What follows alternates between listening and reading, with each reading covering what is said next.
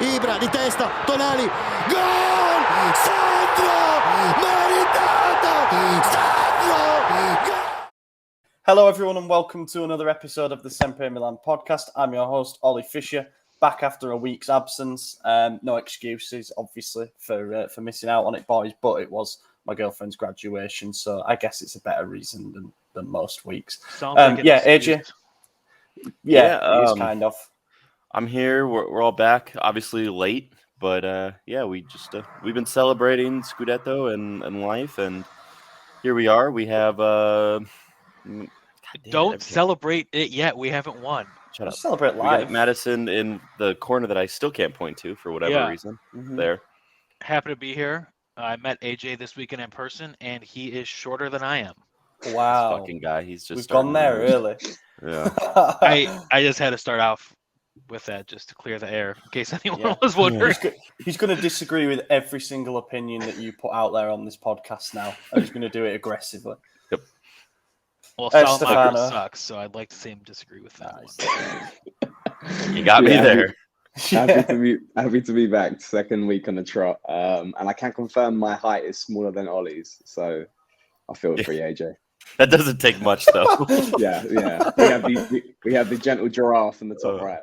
Yeah, I've got to have something. I mean, I ain't got the same thing going on, so centre back build. So yeah, we're recording this a couple of days later than we normally do. A lot of various things going on. As said, those two boys met up for a trip. I went to go watch Huddersfield in the playoff semi-final setting. Like, could be a really good couple of weeks from a football point of view because we made it to the Wednesday finals. So hopefully, watching two cups get lifted in the next couple of weeks. We will see. But yeah, we've got a game to recap, a game to preview, and it might be the biggest game that we've ever previewed, potentially, you know, in the few years that we've been doing these podcasts on and off. And yeah, smiles on our faces. We've just got to get into it. I kind of want to fast forward to the next game now. I wish it was tomorrow night, but it's not. Atalanta on Sunday evening at San Siro. I wasn't here for the preview of this one, but obviously, as I think everyone was, we were confident, but also with the apprehension that if there was a team that things were going to go wrong against, it could well be Gasperini and it could well be Atalanta. They've not been the same this season. They're down in goals scored. Their defence is still quite shaky. They've been pretty poor at home, to be honest. I think they've only won 4 games at home all season, but they've been better away from home. I guess first half was quite shaky. We looked nervy. We looked a bit on edge. I think it took us a bit of time to settle into the game, and then the second half went much more swimmingly, I suppose, and the changes made the difference. Look, I mean, it was a special atmosphere. Over 75,000 fans at San Siro. The players, most of them will not be used to situations like that, knowing that with a win, you will move 1 point away from the Scudetto maximum. Obviously, we didn't know what the Inter were going to beat Cagliari then. And I think, therefore, you can probably forgive some of those first half nerves. No, you think we were just shit? No, I think we looked the way we looked the past 3 months. Yeah, I didn't think we looked any different, to be honest with you. I don't think it was nerves. I think that's just kind of our play style now. I don't know how to explain it, but I don't think it's a bad thing either, because I don't think we look bad. It's just we're struggling to get that early goal, and that's okay. I think we just have a misconception of it because earlier in the season we had 10 games in a row where we scored in the opening 5 minutes, something ridiculous, and now most of our goals are coming after the 80th minute. I think I saw a graph, 12 of our goals this season have been after the 80th minute. So we're just kind of leaving it late, which is always nervy and scary for fans, but it just shows that we're not really giving up. We're fighting to the last whistle, and we're making the most of the chances we get. I mean, look at the Fiorentina Leao goal, that was pretty lucky, as was Tonali's against Lazio. We are getting by from I don't know what the expression, the hair on our chest, this right here. Oh, there we go. Yeah. We're scraping it by, but we're winning, so that's all that matters. Yeah, I think that graph, either you or Bader pulled it up during the game, and it was 50 to 60, 60 to 70, 70 to 80. Each in those 10-minute increments was 7 goals each. Then 80 to 90 was 12.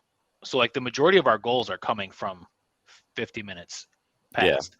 So it's like in the first half, we're just trying to figure out how to break down the defense, and then I think a large contributor to that as well is the first hour is when Giroud plays. So there's not much of a goal scoring threat up top, and then you sub on Rebic, who's a lot when more Rebic active. came on, I was so happy. I've never been happy. He changed to the see game. Rebic. Changed it. Hopefully he starts this weekend, but we'll see. Yeah, I think I look at the other way. I look at probably efficiency, and obviously how well we are doing defensively with the amount of clean sheets we've got in recent games. Are we being a bit more cautious in that sort of first half to not put ourselves in a position where we're trailing? And I think I sort of look towards that. In that first half, I can't really think of too many chances where Atalanta had those moments where they're, one-on-one with a keeper or, putting us in dangerous positions where Milan's having to perform a worldy save to keep us in the game. I think we're sort of drawing that line of trying to probe some attacks, but also trying to keep it quite got a tight ship at the back, really. But the first half was nothing much to scream about. We'll speak about in the second half. But I have to agree about what you're saying about the last sort of the 60 to the 90th minute goals. It doesn't matter how you win a game of football. You can score in the second half, and we obviously got the legs and the squad depth to hit teams for it.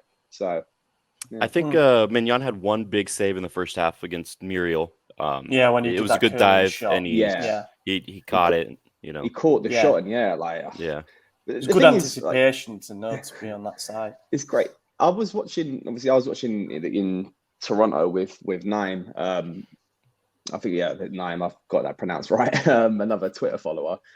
There wasn't an element of panic that we had when watching. I was talking to him, and we're watching through his laptop. There wasn't an element of panic about the game, and I felt very calm despite the pressure of the game. And despite not really getting those attacks in the first half, I just felt like it was going to happen anyway. And I think that's the thing about this Milan side, and the thing about many good sides right now. It doesn't matter if you're not having the perfect first half. I believe there's a confidence that we have as fans that it's going to go right just because of the quality and just because of the heart of the team. But we'll come on to the second half as well. Toronto has a Milan club that you could have watched at instead of someone's laptop. That's very true, but it's like an hour trip away, and I have I have an injured ligament, which doesn't allow me to move far. So sending prayers to you for your recovery there, mate. I expect you back in time for the start of next season. One thing that surprised me a bit in the first half, when we talked, I think it was a couple of weeks back, about what to expect from these last two games of the season, I said, well, Atalanta and Sassuolo, they don't have a defensive setting. So, it might be a bonus for us that we're coming up against two teams that are going to leave space. In the first half, Atalanta probably did exactly the opposite to what everyone was expecting. They sat in quite compact. They tried to frustrate. Tactical analysis is on our website as always, but if you look at that, there's actually a couple of frames where you can see all 11 players, 10 plus the keeper, behind the ball. And then they tried to use Muriel as an outlet in transition. They didn't get an awful lot of joy with that. I guess sometimes you just have to play out those frustrating periods within games. You're getting a lack of movement from the forward options. Krunic, overall, I think we can say had a positive influence on the game, especially with the second goal, which we'll come on to. But he isn't always the most fluid, and he doesn't provide the spark that some other number 10s might be able to. Giroud, very static again, playing for those quick 1-2s and dummies and flick-ons. Great when it works, but when it doesn't, you've lost the ball and then you're in danger again.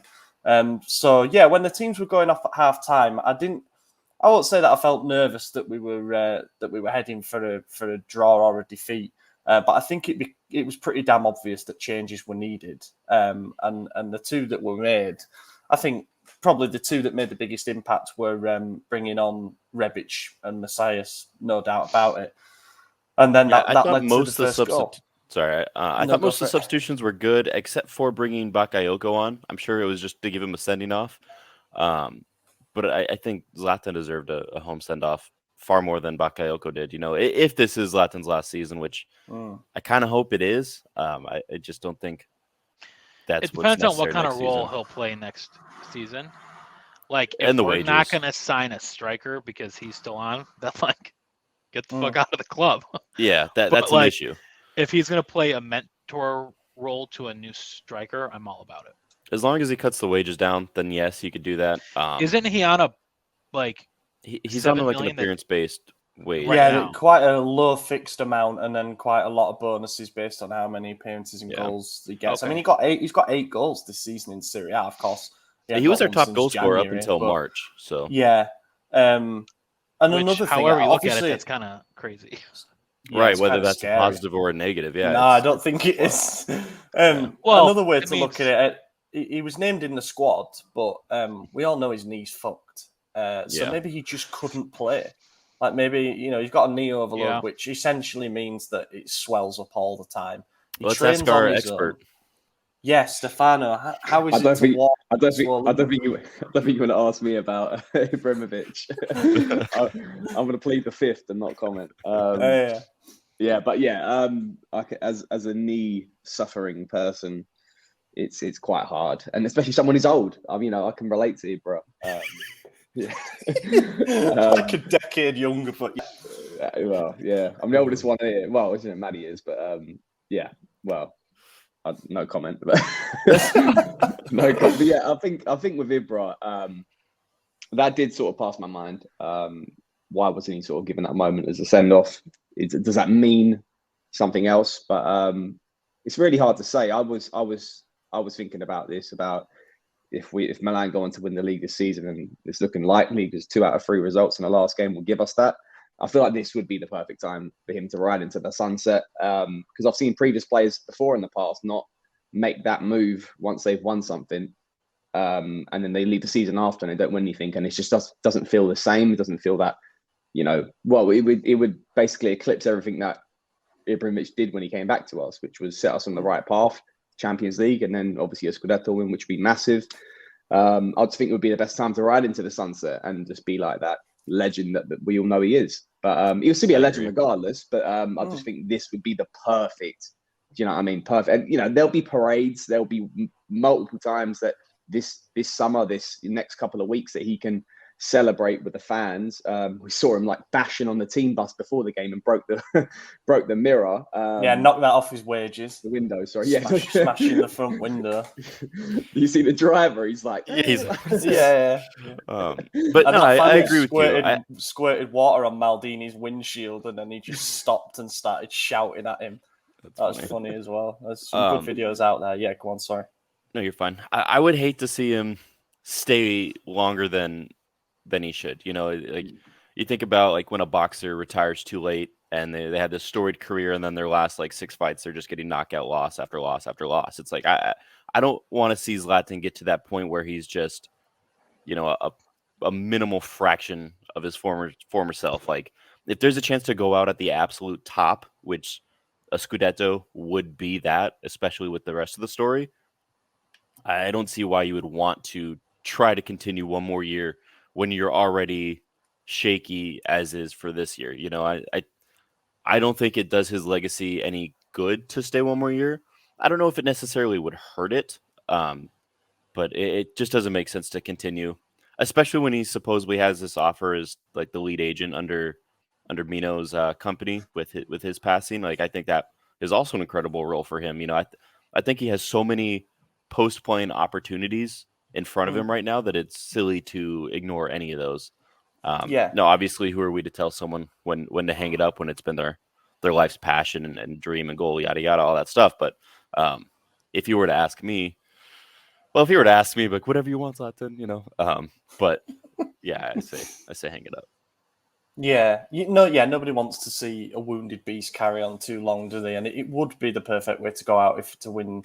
And it would kind of close a cycle, given that he won the Scudetto with the club in 2010-11, and he's come back and been one of the figureheads of the resurgence in the last 2.5 years, let's say. So yeah, I was surprised that he didn't get on, but yeah, it got me thinking about his condition. Maybe his knee is just not allowing him. I mean, I know there was the Sky report saying that he can't play more than 10 minutes at the moment. He's training on his own all days of the week apart from the session before the game, so he can do the specific game stuff. That can't be the way to carry on. So there was already a Gazzetta article today about how, is it going to be enough for him to have a month of rest once the season's done to come back, or is he going to need surgery on it again to clean up his knee? in which case, is he going to want that at the age of 41? The answer's probably no. We'll see. But he's declined a call up for the Swedish national team, so maybe that's a little hint at what's to come. I don't know. But anyway. Potential guest just said yes. But that happened last time too, and they aired me as soon as... Brilliant. So Yeah. Pele is coming on. Yes. I don't know why Pele. Right. So, to the goal then. It's amazing how we'd sort of toiled for 55 minutes and then a simple ball over the top is what did it. You know, it was a bit of vision from Myers, there's no doubt. He picked up the ball in an area of the pitch where, you know, he's got most of the field to scan ahead of him. Leao makes an intelligent dart in from the left and sort of drags the man along with him, which was Coop Miners, was it? Yes. Yeah. And then that first headed touch, the one that takes it beyond him, and then the touch to steady himself, and then through the legs of Musso, it was amazing. Now, were we scared about it being called back for that foul? No, I wasn't actually at all. Watching real time, I didn't think it was a foul. And the was it Rosato? I can't remember who was. Yeah, it was Rosato. He was right there. He saw it, and he immediately was like, "You're good." Yeah. So I didn't think there was any issue with that. I think he was close enough to watch it that if he said then and live that it was fine, that even if Arati called him back, which I was thinking he would, I didn't think he was going to overturn his decision. I thought he was more than content with it. And I don't think, I mean, it was obviously in the buildup, but it was so early on in a very long passage of play from the exact opposite end of the pitch that I don't believe that was, I don't think that ruined Atalanta's chances of recovering the ball or defending the goal. So I thought it was, I thought it was a moot point. I think it was more so reviewing for the sake of it's a goal and we have to review it. And because it was title challenge and because there's drama in Serie A, I think that's why there was a kind of an issue made out of it. Yeah. But I never really saw him. I don't know, Madison. What were you thinking? Like, no was one this the Leao goal? Yeah, the first one. Honestly, yeah. I don't even remember the foul because I was so happy that Leao. So I can't remember who takes it inwards. I know Kalulu sort of commits the foul, doesn't he? Yeah, I thought he kind of grabbed so and so's shoulder or shirt, and just kind of pulled it back. The shirt. Yeah, there was contact there. You could see the shirt pull, but then it's up to the referee to determine how much contact there's been. If it is genuinely enough to impede his right to the ball, or if he's bought the contact to try get a free kick in a dangerous position. Those are the kind of calls that they won't actually get overturned that often on VAR because the referee's seen the incident happen in real time and that's his decision. It's not like a handball where maybe the referee hasn't seen it through a crowd of bodies or whatever. He's judged that as he's seen it, and it becomes quite hard to say that it was being clear and obvious and will be overturned. I mean, you look at the Giroud one on Alexis Sanchez, was it? Yeah. Yeah. That's like another one where it was a bit of, that was more incidental contact, let's say, but they're all saying that should have been turned over. No, the referee saw it and he thought that it was absolutely fine, and it would have stayed regardless. But yeah, I think a lot of the drama that we've had with refereeing decisions so far this season definitely fed into my anxiety for the 20 seconds following. I thought watching live, obviously on replay, it was an incredible challenge, but watching live, I thought Krunic actually fouled whomever had the ball for Theo's goal. Jeremy Boga. Yeah, Jeremy Boga. Yeah. To me, it looked like he kind of hit some ankles instead of all ball, but then on the replay, it was, I thought that looked good live, personally. Yeah. I also thought it was actually Krunic was the one who was running up the field. Not so did I though. I think I even screamed, "Let's go, Krunic!" And then I was like, "Wait a minute!" And I was like, "What is going on?" How much were you drinking? Thing is, I'm not saying that we expect that from Theo because it's a goal of the season contender. It's mental, but could you imagine if that had have been Krunic? I seriously thought it was. Meters. I was like, "Oh my god!" Like this guy. And I was like, "Wait, that was Theo?" Of course, it was Theo. Yeah. It was so funny though. I mean, we had Bader with us as well, and the whole time he's screaming, pass the effing ball, pass. And then as soon as he shoots, he's like, let's go Theo. Like, everyone changed. The whole story changed. It was hilarious. It was a really, really good goal, actually. No, I was going to say, before we say about the Theo goal, which obviously I think it is goal of the season sort of candidate, and something that, to be honest, I expect. As soon as he started charging with that ball, I thought he's not going to finish his run without a shot. But we'll come on to that in a bit. But with the first goal, he was just so close to the referee was so close to the play, like 5 meters or something like that. If he's seen it there and he's not giving it, that's his decision. Being the rivals can scream about that. I kind of compare it to like the Benacer fouls that happened against us against the Atletico Madrid games, where it was one of the ones where the ref probably saw it and he thought, no, there's not enough there for me to call it back. And then the play continues and they score the goal from the Luis Diaz's goals. And I didn't really scream too much about those things when it happened. I thought that's the referee's decision. It can happen. It's How down do you to the remember this stuff? Got encyclopedia up here, Maddie. It's down to the ref's interpretation. Also, the defending side needs to make there's plenty of time there for them to make the ground up, but obviously this is where Leao comes into the equation.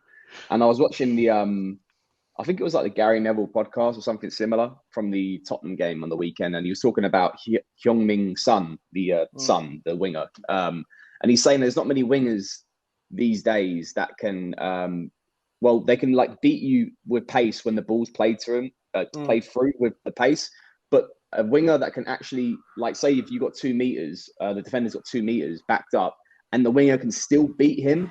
Yeah, players like Leao's in that category, and I think it's such an incredible asset to have, that in that flash of a pan moment, he can just kill someone and burn someone with the pace. And we saw him do that against Hellas Verona when he beat the men there. You see him doing it again against Atalanta, and it's just incredible what we have here with someone who can just burn people for pace. And obviously we'll talk about pace shortly with Theo Hernandez. It's like it to me, it looks unnatural. I can't remember seeing many players like this where they pick up a ball in a position and they can knock it 2 yards beyond the fullback and they're absolutely getting to that ball first, And he glides past. I tweeted something out about this, but he glides past. It looks like he's not even at his top speed when he beats them. It's frightening, really. And I know fullback's a weak position in Serie A generally, and I'm surprised that more teams haven't tried to double team him. Some of the teams that have done so successfully. He's had a patch where perhaps he wasn't the most influential in the game, but I think credit to Pioli and credit to him. He's now drifting all over the final third as our leading man, finding space wherever it's there for him to exploit his biggest asset, and he generates his own pace. The ball was played to him, and he was touched tight there on Coop Miners, and he knocks it beyond him. He's the one who takes that play forward, and when he takes the shot was at a point where Musso was kind of non-committal as well, so he even timed that perfectly. It was a brilliant goal. I'm just so happy it was him as well to score in front of the curver and to take in all the shower of praise as well. And that was a really cool video. I don't know if you guys saw it, but Zoe obviously had their baby in the clubhouse or whatever. Obviously the soundproof, like the players' lounge. Players' lounge. The spot that's like more soundproof for an infant. And there's a video of her like coming out holding Theo Jr. Oh, the Theo goal. Yeah. Did we? Sorry, I was looking at my phone. No, that's all right. I realized where that was going. But yeah, all right. We'll do the Theo goal now, since we've got what happened after. I got distracted. I mean, look, he took it from the corner of our box all the way into the half of the box while drifting over to near the other side of the pitch. It's incredible. I'd love to see the run kind of mapped out, but it was superb. Yeah, he had a lot of space to run into. Yeah, the first thing my dad said was, that's suspect defending, which is probably fair enough. There was quite a lot of, I think there was 3 of them, 3 Atalanta defenders on the edge of the box who could have each put a foot in and just decided to let him back inside onto his left foot. But even then, yes, it was poor defending, but you still beat 6 players, including the keeper, to make that shot. Like, whether it's that one in midfield. Right, that in midfield, he beat twice. I mean, let's face it. If we're ever in a game situation, I mean, this ain't going to happen, is it? But you beat so many players and you get carried away and you've gone box to box. If you put your foot through a ball, it's going over the bar. Like, the excitement gets to you. But for him 100%. To just stroke it into the far corner was absolutely look too. He didn't even glorious. Look. He just like, all right. I mean, I was so gassed. Yeah, at that point, my mum, who's a non-football fan, was in the room, and she just doesn't really, she wouldn't understand what a good goal is versus a great goal versus a poor goal. But she watched that and was like, bloody hell, he's run it the length of the pitch. And I think that's the seal of approval that Theo would have wanted, Yeah. So that was, so gassed. Gassed is the only word I can use. I was jumping up and down, man. And that's when I really thought you could just sense everything had come together in that moment. Because at 1-0, it's still nervy. Zapata was starting to get a couple of half chances. We didn't mark him on a corner. He had that turn and shot that went over the bar. But that second goal going in, just party time then for the last 15 minutes. And that was a nice moment with Theo doing the baby celebration. I don't think he knew where she was because he was facing a bit off to the side. But yeah. It's a great video. Yeah, it's on our Twitter if you haven't seen it already. You could see who he wanted to dedicate that one. Theo Jr. That was fantastic. And Bakayoko coming on, you mentioned it earlier. I think he was told to come on and just not make a mistake. And then his first touch was a slip. And then he got back up, and the crowd were like, "Hey!" As if, how many times has that been the situation, though? Every time he gets on, it's first time on the field. It's so bad. That's been a while though, isn't it? It's a good job that we can look back and laugh, because if that had led to something, if that had been like Gerrard's slip for Demba Ba, oh dear. I appreciate what he did his first time with us, and I hope him all the best, but I hope him all the best elsewhere. It's just not working out in Spell I love too. Bakayoko. Yeah, same. But it just hasn't. Oh well. He's the mold of player that I think will have a role somewhere. Definitely, it might be back at France with a Monaco or something like that. He actually had a good run of games and stayed relatively injury free for Napoli, which gave me hope that he was going to come in and do a good job, especially during AFCON when we knew that he was probably going to be a starter for us. And it just hadn't worked out. I don't think Pioli wanted him, to be honest. I think this was the management doing a bit of a sentimental re-signing. This is an opportunity. It's going to be cheap. We can always return him. I think that's what it was. It was get a body in there that we know is willing, that may... My chair just fell apart. the little lumbar support thing. Looks like you drank too much this weekend, pal. I have his coffee. By the way, please win mug. That's funny. The lumbar support just fell out of my chair. This thing. I don't know how that happened, but what were we talking about? Bakayoko. I think it was just available, and we needed another body. So that was it. I think it's more like, this shows how valuable, and this is stupid to say, and I said it last week, but like Krunic, the likes of how he is, and I think we signed Bakayoko not intending that Krunic would be like, be able to fill in at like a defensive mid or more of a natural centre mid, and he has. He started the season as a deeper centre mid. I think the first game with Tonali against Sampdoria, and he's been able to facilitate many positions now. And if there's anything, this is justification of how valuable it is to have someone who is adaptable like him. And the fact he's actually beating a natural defensive midfielder to his position, it's justification that we need players like Krunic, and they're sort of unsung little heroes that they get a lot of abuse because they're sort of banterous, but at the same time they have a point to prove. And we'll come on to tops and flops, but I think he had an efficient game, and I think once again he's keeping players like Diaz out of the side, and he should continue to because he deserves to. And I just think he's a player that we can rely upon going forward for at least some sort of squad depth. Yeah, I wouldn't even mind if he renewed on a raise, to be honest with you. His comment after the game was... his interview was summarised. I'm always available for the team, whatever it takes. 1 minute, 30 or 95, I don't care. I just care about doing my best. The most important thing is to make our fans proud.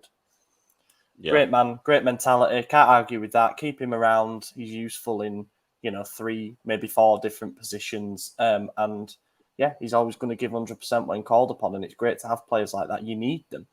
You need them. That's how title-winning teams are built. They've got to have those wild card type players. Tops and flops then, unless there's anything else to add on the game. Nope. My top. I'm going to go with Theo. I think some people might pick differently than that, but I'm going to give it to Theo for what is potentially the crowning moment of the season. Look back on that goal and say, wow, that was an absolutely huge goal in the scheme of the season. Obviously, it was to make it 2-0. We'd already scored by that point, but just the way it all unfolded and the outpouring of emotion afterwards was just one of the most special memories that I can remember in the last few years, at least, of supporting this club. And also, he did an important job defensively in the first half as well, when things weren't necessarily going our way. Made sure that we soaked up any bits of pressure that we had, and he picked his moments going forward. So I think it was a good performance overall as well from him. And yeah, I'll give it to Theo. I'm gonna give it to Bakayoko. No, I'm just kidding. I think I'll go Liao on this one. Yeah, I mean Theo had the incredible goal, but Liao's was pretty fantastic as well. And yeah, I mean I want to give it to Mike just because this one gave him the Serie A Golden Glove, like guaranteed, no matter what happens against Sassuolo. But I mean, he really only had to save one shot. Like, so I guess you could say maybe it was the defense shutting him down, but I'm gonna say Liao. You know, the opener goal, the game winner, so to speak. Yeah, that's what I'm going with. I was going to say Liao, but since you did, I'll go Mike. That's Okay. all. Since you've all gone for different, I'll go for Kalulu. Because, unlike what you said there, defense shutting them down. Clean sheet. I think we worried about the players on yellow cards going into the Sassuolo game. Kalulu, Tomori, Liao, and two other ones like Diaz and Romagnoli, who weren't even going to play anyway. But I was mostly worried about Kalulu just because of his inexperience and his age. And he did he took the test like a champ. There were many moments here we once again used his speed to nullify whatever they had on the counter attack, whether it was Muriel, whether it was Pasalic or Pessina or even Zapata. He struggled with him in that header in the air. That's something he needs to work on. But you can't ask for more from a kid like him in this moment. And yeah, fantastic performance from him. But yeah, so I'll go for him. But obviously, I think the two favorites would be Theo and Rafa. I think Kalou was also like half a foot shorter than Zapata, so losing that header, I mean, I can't be too mad at him for it, Yeah, it's just more positioning from crossing. I think we've seen. Look, he's not perfect. I think that's where the weakness comes from playing right back sometimes and playing centre back sometimes. So positionally, you're probably a bit skewed of where to position yourself at a consistent basis. But he'll pick that up because he's just the kid's class. He also has, I think, our best crosses, at least out of the starters. Oh, yeah. He's really good. I mean, he's little shout out to Martino. He had a tweet from January 21 where he's like, Pierre Clou is going to be a world-class talent. And everyone's like, okay, shut up. This is just a random kid we signed. And I mean, we haven't been conceding, so someone knows ball. He's been fantastic. Him and Tomori, like they're ideal modern defenders if you want to play a high line, They're faster, athletic, and I think they are kind of complementary in a way that I didn't think that they could ever be. Yeah. But yeah, they seem to have got this great working relationship going. Yeah, sometimes they're a bit erratic with their positioning and stuff, but when you have so much pace and power, you can recover, and it gives us more options tactically as well. I think. I mean, there was points during that second half when Kalulu was almost moving around to more of a right back role to try and then free up a spare man in the middle when Calabria tucked in, and it just gives us so much. You even see Tomori running into the striker position. That was mad. I looked up, I was like, "Is that thick?" And it was. So yeah, and then flop of the match. I mean, this is going to be a tough one because I don't think there was anybody who disgraced themselves, shall we say? But I'm going to have to go the obvious one on this. Just click for Giroud again. The hold up play, it wasn't quite there. Look, he is struggling to get quality service. I'll concede that. His strengths are attacking crosses. We tend to actually not do that much when we're on top in games. We're more low balls and cutbacks and stuff, and maybe that doesn't play into Giroud's strength so much. But we'd heard about how good he was at holding up the ball and getting involved. Maybe dropping in a bit. He seems to be struggling a bit. I don't know if it's he's 35, he's going to be 36 soon, and keeping up with the demands and rigors of teams that press and stuff. He's finding it hard. Yeah, it wasn't great. He's leading our line. He's on a bit of a not a goal drought because obviously he has scored an important goal in that game against Lazio, but he needs to start scoring more consistently in games against opponents where we should be winning. Yeah, I'm going to pick Giroud as well, and I do feel bad because I think he's been a very critical component of our team. I don't think anyone would argue against that. He's also been starting every game and playing almost the full 90 lately, so at his age like that is pretty physically exhausting. So I think he's trying to conserve as much energy as possible because he knows he has to play as much as possible. Mhm. But because he's not getting that service, you'd think he would want to, make sure he's providing that service to other players when he does get the ball in a bad area, because that seems to be the only time he does get the ball. And um, if he would just take a second, settle the ball, look, make that pass, it could go better. But he's just, the second the ball gets near his feet, it's like he's already started the pass and he hasn't necessarily looked each time, and he's passing it to no man's land often. And it's just getting really frustrating to watch. And I know he's a lot better than his performances lately, so I think that's why I got to go. He's a flop. Same. Cool. He just has. I feel like he is a bench player, and he does really good when he comes off the bench, because I feel like that's the position he's been in for a lot of his career, and we're just trying to utilize him way too much. It's hard, isn't it? Like, I mean, we can't really expect him to be beating a man off the dribble or anything like that. He's his age, and he's helping out defend a lot as well. I mean, I think we can talk about Ibra's 8 goals, and I love Ibra as well, but he doesn't do what Giroud does when it comes to helping out defensively. And in modern football, you do need the number 9 to come back and contribute to help with the press or anything like that.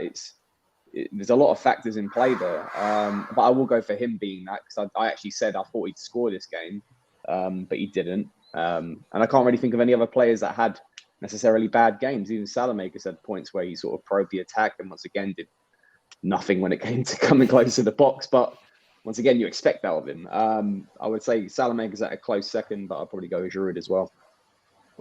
Yeah, and the thing, AJ is right about the he's premeditating passes when the ball's being fed into him. Playing a 1-2 with a player or playing a quick flick to a teammate is not a problem as long as you then do something after. He tends to do that and then just stand there and wait and see what the next move is. If you play a 1-2 and then you peel off the shoulder of your centre back, then you've got half a chance of stretching the defence. He just seems to do that, and then that's it. The play's over for him. He just jogs back to take up a position in the box or whatever. So, yeah, anyway, I don't think he'll be our starting number 9 next season. I'm not sure who will at this point, but perhaps has shown this last however many games that we can't expect to lean on him for him to start every game, for him to put in performances each week and score 20 goals or whatever you would need from a number 9. Sassuolo preview, then. This is it, boys. It's pretty massive, isn't it? There was all kinds of speculation about when the game was going to be played. Would we be definitely playing at the same time as Inter? Thankfully, we are. So it's 6 o'clock Central European time on Sunday at the Mapai Stadium. Of course, naturally, over 100,000 requests for tickets from Milan fans to be in the stadium. I think it's going to be like 3/4 our fans, so it's going to be like a within 5 minutes, according to the Sassuolo director. That's crazy. I mean, it's mental. And look, this has the potential to be a fantastic day. That's probably an understatement, but this has amazing potential. But we've still got 90 minutes separating us from the big prize. Obviously, Inter won against Cagliari. We know what the equation is. It's very simple. Avoid defeat, and we've won the league title for the first time in 11 years. Should we be worried about Sassuolo? Now, I know AJ is going to dive in and say, no, they're rubbish. They've been inconsistent all season and stuff like that. But they beat us earlier in the season. We know that they've got some good forwards for this league. If they get the first goal or whatever, are we going to be worried? Like, how do we approach this? Do we think the draw's enough and we don't commit, or do we go for the win? There's quite a few different ways you can look at it. Yeah, let me just pull up the previous lineup, because that's indicative of why we had a bad performance. So, Maignan, first game back from injury. A lot of people say he was rushed back, and I think it was very clear in that game. We had Romagnoli, who also got a red card. We had Kier, who, regardless of Ballon d'Or placement, never deserved to be up there to begin with. We had Bakayoko starting. We had Salamaker starting, which he actually has the highest rating according to SofaScore, which is pretty crazy for that game. but he played. We had Brahim Diaz, who everyone on this podcast has slated every week. And we had Zlatan returning from injury as well. So, and Florenzi. No one on that lineup is a real starter anymore. Benacer is a good player, but let's be real, it's been Kessie Tonali all season. And then Leao, who is obviously our best player, but everyone's allowed to have one off day. And then most of the goals we conceded were honestly just mistakes, individual errors. I was gonna say that game was marred by our individual errors. The Romagnoli faceplant meme, that stands out, and even Kessie in the build up for that, you couldn't get the ball away. It was just crazy. You're right. I think you're bang on. It's a lot of things have changed, not just our form and solidity and defensive solidity, and also personnel, people playing. There'll be there's a massive change there, and also I think motivation in this fixture as well is. I said it last week. I think if you can't come into games like this with that heart, what have they got to play for? What have they, honestly, 1.9 mil if they're going to get one more place up? Is that more than winning the league? Not a chance. I'm not saying exactly. I'm not discrediting the fact that this will be this won't be a hard game, but I am 100%. I don't think it'll be a hard game. I think it's going to be a hard game, but I also think that these guys are just going to roll over. It's such a different mentality. Even if we had the exact same players that are going to start this Sunday in the previous fixture, it's still not even the same team. All these players are 10 times the men they were 6 months ago, except 5 months ago, 3 months ago. Salmakers is not. Yeah, he's been eating. Pierre is like half the man at this point. Yeah. He's actually got 3 times the beard though, so there's that. True. Maybe he's like 3 times the man. Yeah. I don't know. One thing as well about Sassuolo is they had a big game in the last round of games. Their derbies against Bologna, and they beat them 3-1 away from home, and they looked good. Don't get me wrong, I did watch that, and they looked really good in doing so. But that might have been their big finale. Yeah, that's it's Bologna. Who doesn't beat Bologna? Us. Oh, yeah. No, but it's just to be fair, won that game, man. We'd have had it all sorted by now. Yeah. They also lost. Beaten everyone in the top 6 this season. So they beat there Inter is some credit to be due there. They also lost 6-1 against Napoli 3 weeks ago. So the defense is leaky. We know we scored against 7 seconds in this same fixture last season.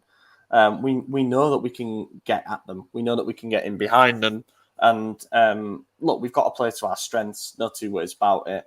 I really think we should go for the win. Maybe that's an obvious statement, but there might be some people thinking, do you try and defend that result that you've got and you risk leaving space? I would be worried if we change the way that we want to play. I wouldn't mind another first half like Sunday, where we feel it out a little bit and then we realise, there's been one game all season where we changed our approach, and that was the first game against Juve, and it was an awful game. It was our worst performance to date at that time, and we ended up with a draw. And I firmly believe we would have won that game had we have just approached it like it was any of the other games. Nearly won that one as well. When we decided to change and think, we can win this, we had the chances in the last, there's no reason to change it when there's literally one game left. If the plan has got us this far, do not fix what's not broken. Leave it as is.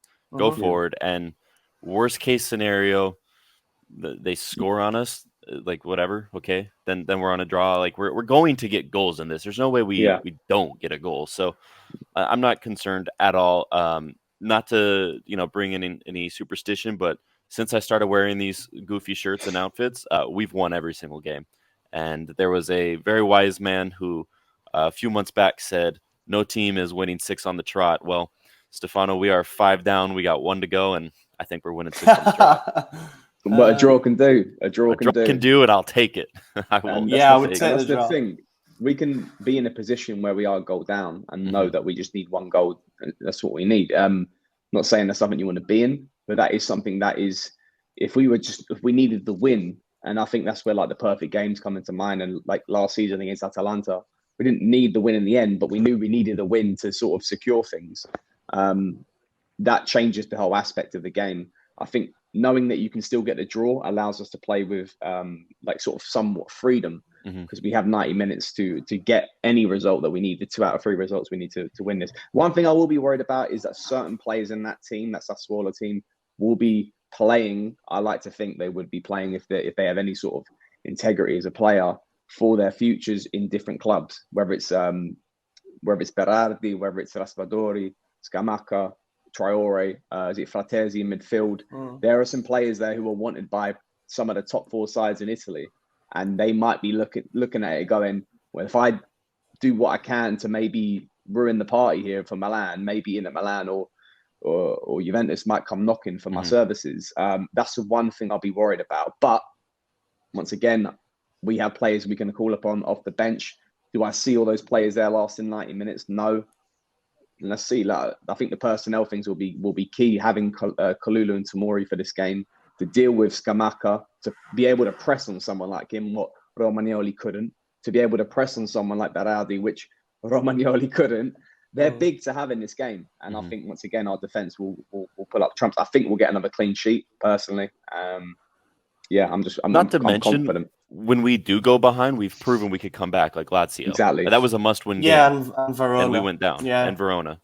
And we have proven that. And also, if we were to go a goal behind, who's to say Sassuolo won't either protect the lead, which is something that I don't think they really know how to do, or go in search of a second goal, which then gives us more chance of finding them. So they'd then have a bit of a dilemma in how to approach it. An early goal would be lovely, wouldn't it? I also want to win because I want to win on points. I don't want to draw and then into win, and then we've won on head-to-head. Although that would be kind of, if you go back to the Giroud goal. I'd love that, man. But I would like to win outright by 2 points, so nobody can dispute about the system and how it's, Yeah. Absolute worst case, best case scenario would be us losing and Inter going into stoppage time, up 1 goal, and then conceding a late equalizer, and then we win the league that way.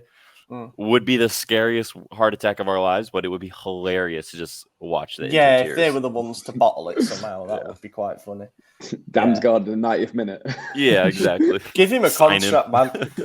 Let him write whatever numbers he wants on there. Swap him for Leao. I would, all day. All day. I mean, we mentioned some names there. They're all good, pretty damn good. I say pretty damn good. I mean, a lot of them have to be tested outside of the comfort zone that playing for Sassuolo is.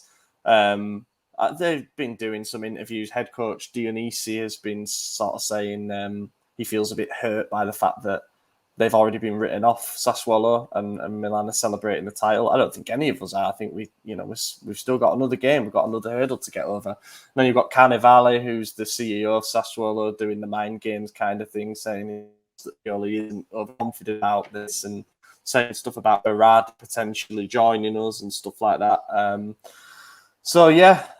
Predictions. Let's do predictions. I'm going to say that we get it done 1-0. It's going to be a really cagey game, and then we're going to score, and it's going to be Ante Rebic off the bench who scores the goal in the last 10 minutes to seal that we've won the Scudetto. I'm going to go 3-0. Leao's getting a goal. Brahim Diaz is coming off the bench to get one. And I think, Kalulu header from a corner. I really want to keep a clean sheet, but at the beginning of the banter era, they beat us 4-3. So I would love to beat them 4-3 to win the first title since then. Oh, man, I'd die. I'm not making the full 90 if we keep the 7 goals in this game. Yeah, close the cycle. 2-0. Yeah, I think 2-0 is a pretty safe bet to Milan, obviously. Thanks for clarifying. Cheers. Clarifying. Cheers for that. Milan 2-0. I think Leao will score again. And who else will get a goal? I think... No. Imagine. No. No, you peasant. No, I think Krunic will get a goal. I would take that. Off a free kick? Maybe a free kick. It's more believable than Diaz off the bench. I don't think he's coming on. I don't Me either. Oh, block. I just want to give him last chance. Yeah. I want to add one more thing about what I said about Giroud earlier. Since 2017, he has not started more than 13 games in a season. This season, he started 20. And over his entire career, he's averaged 65 minutes a game. Those are fantastic stats. Is that Maddie? So it seems like I know, that's why I'm like, damn. Like, Yeah, good stats. Just a research. little Nah, yeah, math. Goes to Like, show, you know, Yeah, goes it to goes show to show that I that think he, we sold ourselves short this summer a little bit by thinking Mm. he was going to be Yeah. okay. We've got Pellegrini and we've got Giroud. You know, that really wasn't a Pellegrini. safe way to go. Does into he the get a summer. Scudetto medal? Yeah, he should. Massive Yeah. contributions. Yeah. Bakayoko's going to get one if we win. That's interesting. Wow. Daniel Maldini will get one. Yeah. Good. I Did he love it. score? Did he score a goal? He scored a game winner. Yeah, Yeah. he scored a Important goal. One thing I will go on record as saying is that, and this makes no difference, I suppose, because they haven't faced us in this run, but Sassuolo have only failed to score in one of their last 12 games. So, whatever that means. make it 2 out of their last 13. That would do. That would Took you a do. little That's while the to thing, think innit? about that, didn't it? Yeah, it did. You Yeah, were like- yeah. Cogs were wearing then. That's the thing. If we keep another clean sheet, which we've kept 8 out of the last 10 games in the league, then we've won the league. If we stop them scoring, then we've won the league, like no matter what. So that's kind of good. It's in our hands totally. This is how we It's a want good it. omen. Look, I might skip talking points because I don't think anything's really happened. I'm going to be honest. I mean, there's a big event looming for the weekend. Go on. The Scudetto. Celebrations. We Are we only going to talk haven't been about the talking potential about it for the past celebration? 50 minutes. Yeah, no, that's what I was thinking. It was kind of going to be roped Yeah. in. Well, what it sounds like is going to happen on Sunday is if we've won. Well, if Inter win, obviously they'll be at home. They'll do things as normal. If we win, there'll be a bit of celebration on the pitch and stuff at San Siro. There's going to be at the Mapai. Sorry, there's going to be 2 trophies. There's going to be the president of Lega Serie A at one ground and the CEO another. Yeah. And then the players are then going to come back to San Siro. Inter are going to have to clear off, and then there's going to be another bit of a party, and then obviously fans will line the streets of Piazza Duomo to celebrate into the night. You know, I'm so excited. I really hope so we do it. the Serie A president is going to be at our game, and then the I don't know, marketing director, some random high up is going to be at the other one, which to me says they think it's going to be us. You know, it does, yeah.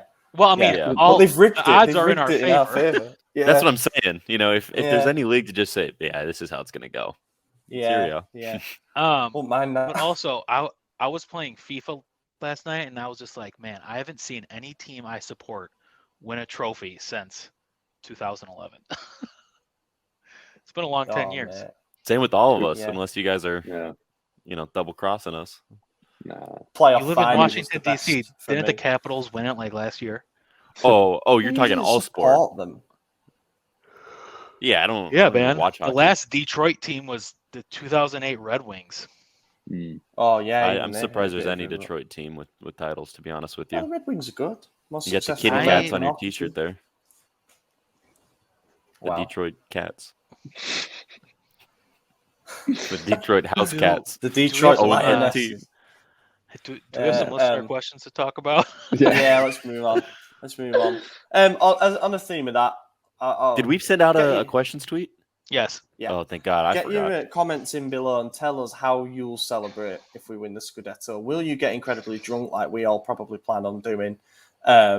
We're thinking of heading to Milan Club London for the game, Steph, aren't we? So we hope it's going to be a really good atmosphere in there, and we can have pints and we can have shots and we can just enjoy what's been a long time coming. Steph, don't tear your other ACLs.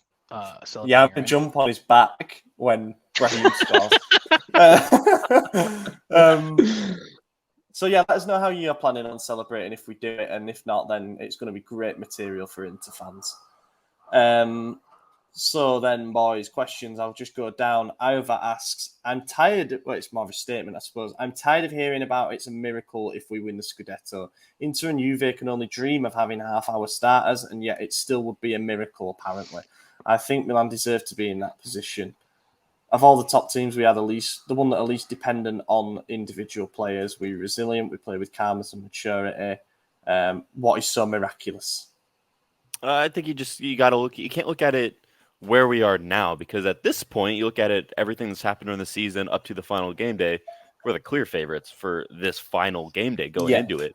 But statistically, using the sporting power index and everything else, we have not been favorites up until they lost the Bologna game, and then we won the following week. I'll wait for the lorry to drive by, whatever that is. Sounds like a speed racer, man. Yeah, but there is the very first week of the season before we started, we had like a 10% chance to win. So to overcome those 90% odds against us is fairly miraculous. And I don't want to sell us short, but how many people really predicted us to win the title? I mean, you could go on our website and look at who the staff predicted before the season kicked off, and I don't think anyone picked us, so it is fairly miraculous. I said we had a feeling. I had a feeling that this team could win the league, but it was like, I think that not a single writer chose Milan. Yeah, I'm not right. Even Mr. Believable himself didn't choose Milan. Well, it's true though. Look, into the season, very obvious signs there, weren't there? Inter had weakened. There's no two ways about that. Juventus lost Cristiano Ronaldo, their top scorer, and we were told that they were going to play so much better without him. And I think an opportunity has presented itself to us, and we've been nowhere near perfect. We've dropped silly points this season. We've been tearing our hair out over various results. We got knocked out bottom of the Champions League group, albeit through some strange circumstances. We got beaten in a cup semi-final derby. It's not been all plain sailing as some are making out that it was going to be us favourites all the way. That was never the case. Never. Our squad isn't as deep as Inter's, in my opinion. In fact, even Napoli probably have a little bit more depth in key areas like midfield. I would be shocked if we're even favourites going into next season, even if we do win it. It depends on the reinforcements and the changes of the other teams, but I don't think we'll be an overwhelming favorite, if a favorite at all, going into next season. If you look at the markets, the summer market and the winter market, we got Maignan in after getting rid of Donnarumma, and even though I prefer Maignan, can't get his name right today for some reason, that is still just improving a top class, this stabilizing a top class quality position. It wasn't as if like we've gone from Salamakers to getting in, I don't know, Riyad Mahrez. It wasn't. It was just class to another class. It's just ones we just took a liking to this one a bit more, and we just love his personality. And you look at the other areas in the pitch. Buying Tomori outright, buying Tonali outright. They were already there last season. But what we couldn't project, and no one could project at the start of the season, was the development of players like Rafael Leao, Sandro Tonali, Pierre Kalulu. These are the players who are the difference makers this season, and that's when we've been able to sort of get us there and above. And don't get me wrong, we're not clear favourites because we don't smoke teams out the water, but we have heart. And I think that's what any other team, that's what they should be jealous about. The fact that they don't have the heart that this team has. There's something internally that just clicks, that on paper, this team doesn't look like it should be winning the league. When you compare it to Inter's team, Juventus' team, even to Napoli's team, you see it's telling people about Roma's team at the start of the season. This team has heart that I think other rival fans should be jealous about. Mm-hmm. Yeah, I mean, if an outsider looks at Serie A, looks at all the squad lists for the top teams, us, Inter, Juve, even Napoli to an extent, but really just those three, you look at the squad list and casual fans of other leagues are going to look at it and know 90% of Inter's list, 80% of Juve's list, 30% of ours. And that's just... that's not saying their players are better than ours, but I mean, Inter bring on world-class championship-winning talents off the bench every game. We bring on Bakayoko and Grunic and Brahim Diaz. So it's like we are overachieving substantially. And if this becomes our standard, then yes, going forward, we may become favorites later on, but not now. The end of the day, Inter Milan lost. They lost Lukaku, Christian Eriksen, Hakimi, and they brought in Dumfries, Dzeko, Correa, and Hakan Çalhanoğlu. I can't think there's any other players to add to in addition to an ensemble of players with experience who won the league last season, who are developing as well in their prime. It wasn't as if like they completely fall off the rails. Yes, we did sort of overreact and think they'll be finished because Lukaku was gone and Conte is gone as well. I was probably someone like that as well. I jumped on the banter, but you saw that after October, that machine was still drilled in and they were still efficient. And to be honest, it wasn't until the Bologna game, as you said, AJ, And even so, Milan still had those last 5 games, which were extremely difficult. You know, Lazio, Fiorentina, Hellas Verona, Atalanta, and now Sassuolo, which not many fans would say, oh, but they're going to win 5 out of 5. And we're very close to that. So it's a relevant sort of perspective on how this team's doing right now and being title favourites, which only has come upon recently, and seeing the development of the players that we have in front of us. Yeah, very well said. Put that on the dressing room wall if you can, because that was inspirational, mate. I'm going to do mic drop. I'll do a little something. We got asked about by Football Kareem to go through the 10-11 team and this current team, player by player, and see who we prefer for each position. So, Mignon v Abbiate. Mignon, easy. No. Yeah, I think that might be the easiest one on the list. Although I share a birthday with Abbiate, so that's just horrible to say Mignon, but it's night and day. Mignon. Horrible to say it. I'm sure he's watching and he'll be gutted that you've betrayed He's like, the no. birthday. Maddie, you going Mignon as well? Oh, 1,000%. Yeah. So left back, Theo Hernandez or Antonini. Now, of course, there were different combinations of this team that were fielded, but this is going off the most used 11, I think. It's a tweet I've seen anyway. So it's Theo, I guess. It's Antonini, Theo. solid, dependable. He was solid, yeah. Yeah, he was, but he wasn't explosive like Theo is. No, Theo's a match winner on his day. Yeah. I mean, I'm this maybe a little bit of spoilers, getting ahead of myself, but I think I'm damn near gonna pick this current team for every position. I just think the game has changed so much between the 2 seasons that if prime 10-11 and prime 21-22 played each other, I'd be willing to bet we'd win this season. Obviously, we're taking the players as they were, so it's going to be like 2010-11 Ibra versus. That's what I'm saying. Yeah. Well, 2010-11 Ibra kills his 11-year future self. Yeah. Actually, he's scored more goals in this current stint than he did in his previous one with us. I think he. Seriously? Yeah, he had. I just looked it up yesterday or the day before. I was like, what? So this is for right back, Calabria v Abate. Abate. Oh, I like Abate a lot. I just said I was going to might pick this take current Abate. squad, and I'm like, Abate. Imagine the pace of the left and right back there. Calabria, fantastic. You know, he's become an emblem for everything that we're about as a project and stuff, wearing the armband in the last few weeks. But Abate is kind of similar in many ways, you know. Yeah, I think he was always kind of undervalued. Mm-hmm. Yeah. Tomori or Nesta? Fuck. Yeah, I'm going Tomori. Nah, yeah, Nesta, maybe we should do right. I'm going Nesta as well. Tomori Kalulu versus Nesta Silva. Thiago Silva, obviously. I'm going Tomori Kalulu. Nah, Nesta man, Silva. I It's can't. Thiago Silva can't. and Nesta. They came in clutch, man. That year, they had crucial goals. I can't remember. Nesta scored like 2 in one game as well. He got a brace against. Both Kalulu and Tomori scored game winners. Was it like Lazio or something? No, it began with L. Definitely began with L. Yeah, I was thinking Lecce, but that was maybe Lecce. Yeah. Yeah. I just can't, man. They were just like Nesta. Even so, like they as a unit, they were just so. How many more seasons did he play with solid. us? Was that his final one? Did he go to Montreal after that? No, that was penultimate one. He left the season after. Yeah. But even so, what him and Thiago, they were just perfect. He was the pace, he was the experience. Oh, that was definitely one of the best partnerships ever. Yeah. Like, was that the season when Nesta did that tackle on Messi as well? Remember the one that's like that shown might have been I think it was the one after. Oh, that was the one Even after. so, But that's yeah, like still crazy. Yeah. I mean, he was a year older when he did that. You know, he was 30. I think he was 30. Yep.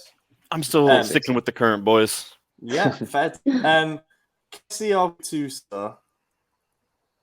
Gennaro. Yeah, it's got to be Gattuso. I'm having Gattuso there. Yeah, this is hard. I think there's a bit of nostalgia and a little bit nostalgia bias. Well, there. also those players were just way better. I mean, like this team is good because like they have chemistry, but like that team was also. If you phrased it as Gattuso versus Tonali, I'd struggle to answer that one. That one's hard. then we're getting a bit because that's like I think they've done 8. like a like kind of thing. So there's your I don't know, your muscle presence, and then we've got I guess so. Tonali or Van Bommel. Tonali, I think. Tonali. Van Bommel was really a really crucial signing. He was great. He was great. Yeah, his leadership and God, he was a classy footballer to watch. Sort of like a You gotta Xabi think- Alonso mold, Yeah. but not quite as good. He took was Pirlo out of the team, good. innit? He took Yeah. Pirlo out of the team. But then that was kind of Allegri. That's really and close. he loved the sort of defensive midfielder aspect that he brought to it. But yeah, I'm going Tonali on this one as well. We've got then Benacer or Seedorf. It's got to be Sador. Obviously, It has to be. Clarence, Yeah, Yeah. man. Clarence. Yeah, for me, the best athletic midfielder of all time. Crazy. Salamak, wait, is this right? Don't even ask that one. Salamakers or Boateng? No, because Boateng. Actually, Boateng was right. No, don't you No, shit on definitely Prince. KPB. He scored Yeah. something Don't like that even, hat-trick. don't even think about I'll that. tell you what. No, if we're he's saying, taking the piss. He's taking the if we're piss. saying if we're saying this season, the season that Milan won the league, he didn't get that many goals. Boateng. The season with the hat trick. Well, probably close. I think. All right, Boateng should we put Pato in instead then? And which is it then? I mean, I do Robinho. think if there's any comparison that's really neck and neck for the worst of each squad, this is it. No, Boateng was, he was great, to be honest. As a sort of a cam, he did sort of didn't start the season starting in the team. He sort of had to work his way into it, and I think Allegri liked what he did sort of as a box to box. I thought he actually did better towards the end of his Milan career than in that title winning season. I just don't think he was as pivotal then as he was, say, like 13-14. The season after, I think that's when he scored those bangers, though, man. Yeah. The electric game and the Barcelona one against Abidal. I'm still gonna pick Boateng. There's no way I'm picking Salamakers. But Yeah, I can't back that. Sorry, yeah, Boateng. His wife is also very pretty, I think. Just very pretty. That's another factor, yeah. And his dance at the end of the season, the Michael Jackson. Yeah, That's MJ. iconic. Michael Jackson one, yeah. From one criminal to another, Robinho or Rafael Leao? Yeah, I'm going Leao. It's Leao. Yeah. I think we might have to go with Leao on that one. Leao's kept a Giroud clean or- sheet on his criminal record, so there's that. Next, Giroud or Zlatan? So this season's Giroud versus Zlatan back then, and that's it's Zlatan in 10 and 11. Zlatan, Again, yeah. No, Zlatan did have a better season the season after. I think, did he score 18 or was it 14 in the league in that first season? But we had quite a spread attack. We had a lot of players who were on or close to double figures, but he scored some clutch goals in the second half of the season. I don't remember which one it was, but one of those two seasons, Zlatan broke 20 domestic goals because That I was know the second that. season. Okay. He got So 20. I think he got 28. Yeah, He ended on I think he ended on 35 in all comps. All man. comps, yeah. Yes, All right, scored here's some a stat for you. Oh, here we go. In 80 appearances, Salamakers has scored 4 goals. In You really have to dig him out all the time. 85 appearances, Prince scored 11. How many of them were right wing? That's close. I'm just looking at total here, pal. Yeah, I figured. Yeah. But yes, I think they are very, very similar, but Boateng's got to take that. And then current Zlatan, or I'm sorry, old Zlatan versus current Giroud is It's gotta probably be the Zlatan. easiest debate ever. Yeah. I mean, Zlatan then was unplayable. He really wasn't because he was fast and he was athletic and he was a I was bastard. going to say He was this. like This is probably going to be like 4 out of the players out of this team is going to be getting the spots. So we've agreed on Mike, Theo, Tonali, and Leao. And I think that's right. But I will say, if we're going to compare one thing, I'll compare the coaches purely to Allegri. Oh yeah, that's an interesting one. That is a good one. Yeah, that is an And interesting. I'm going one. for the guy who's got my name, Stefano, all day. I'm going for the guy that I share a birthday with, Allegri. No, I'm not. going But we with do share a Pioli. birthday. I'm going with Pioli. Yeah, Pioli. I don't think I've ever. Well, no. Never mind. I think you Pioli. take Pioli out of this team, you lose the heart. That's what I'm saying. That's what's so valuable about it. Yeah. Pioli definitely adds more value to this group than Allegri did to that group. But I think Pioli's next step is to win big games in Europe. Now, as fans, we always want more, don't we? Yeah. And winning that Atletico Madrid game was like, wow, okay, that's Pioli's first ever Champions League win. Allegri has got a bit more credit in the bank in that regard, But he's never beat Atletico Madrid. In fact, he's been embarrassed by them multiple times. Yeah, fair point. But but yeah, Pioli has got another step yet, and so did the club. Like we've got to get out of the group stages of the Champions League. But yeah, bloody hell, there's dogs going mental outside my window. So, Well, there was a guy celebration screaming. started early. Jeez. I thought it was a common drunk guy in Camden High Street again. I think he's been attacked or something. I'm not really sure, but anyway, it's stopped now. So we'll wrap it up there, boys. We got plenty of questions. I'll save a couple of them for next week if we're not drunk enough to forget. Hopefully we are drunk. But yeah, we'll wrap it up here. I've been your host at Ollie Fisher. A reminder to go on our Twitter profile, and you'll be able to find, if you search our at and Main you'll find the giveaway that we're doing with Milan Club Dublin. You could enter the raffle for that. The deadline is around the Sassuolo game, so you'll see that. So yeah, like, comment, subscribe, and all that stuff. AJ, thank you for joining. Yep. I've been Mr. Reliable as per, and happy to be here. See you guys next week. Yeah, Mr. Impatient, Maddie. Celebrating. Sorry, I have a job to do. Yeah, Maddie doesn't talk the whole pod, and it's time to end. He's like, let's go. I think Stefano, I pulled out cheers. some pretty good stats this week. So You did, Yeah, actually. Yeah. I'm Yeah, you did. pleasantly surprised with your the stats you pulled out, considering you usually give me the praise for that. But yeah, it's been a pleasure once again. Just need to keep it solid for that last game, innit? It's so close once again, but let's speed up to Sunday and hope we get the result that we need. Yeah, and we'll, presuming we do go to Milan Club London, we'll try and get some videos out and stuff and of the atmosphere down there. Hopefully we're all celebrating. As I say, let us know how you're planning on celebrating, and let's not bottle it, please. That would be great. Thank you. And yeah, I think we'll have a bottle of champagne next week each to go through while we talk Monday about morning it. before I go to work. Yeah. Yeah, sounds good. I actually took Monday off, so Fuck, I should do that too. Yeah, I might sounds ask good. Isaac.